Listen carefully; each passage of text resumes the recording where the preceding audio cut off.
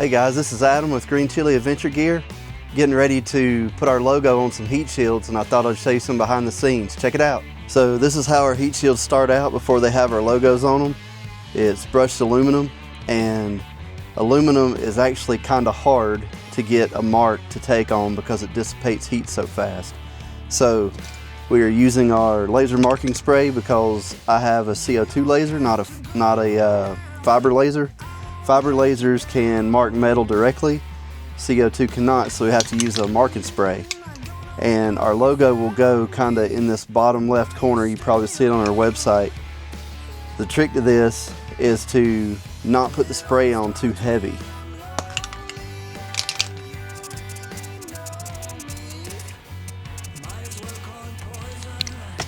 All right, that's got that spray done. I'm gonna get the laser set up. You'll probably hear some exhaust noise on the laser, but I'll try to explain it to you and show it to you before I turn the exhaust on. Okay, so another challenge when we are burning these heat shields is let me see if I can get that to show you. They're not flat. They have a little bit of an arc to it to go along with the curve of your exhaust. And with a laser, there's such a small focal length, which is how far away from the material it can be to be able to burn properly, that it really creates a challenge when you're burning these shields because they're not flat. So it took a lot of trial and error to get it, but usually I can get it set up right along this that last little curve. Let's see if I can get kind of the last little bump there, and that's where I set my focal length up, so it sort of splits the difference of the arc. And then down here I always use a piece of plexiglass to cut as a template, so that I can get repeatable results. And the cool thing is, when you're creating the print job, so to speak, that you do the burning with, you can take that same job and edit it a little bit to create your jig for your templates. So I'm gonna lay these heat shields in right quick, and I just line them up with the lip.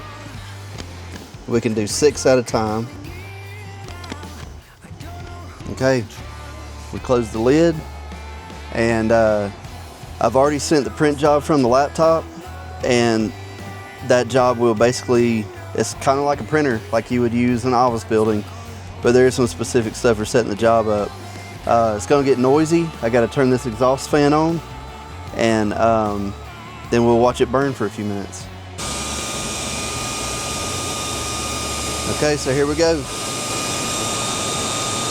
When we first started doing these heat shields, it would print all the shields from top to bottom, and found I had better results if I set the job up to print one shield at a time.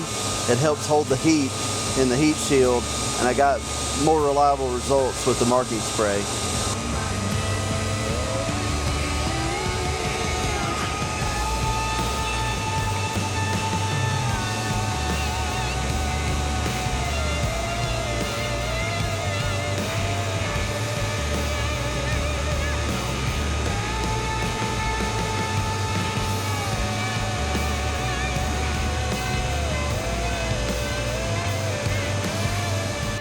All right, so there you go.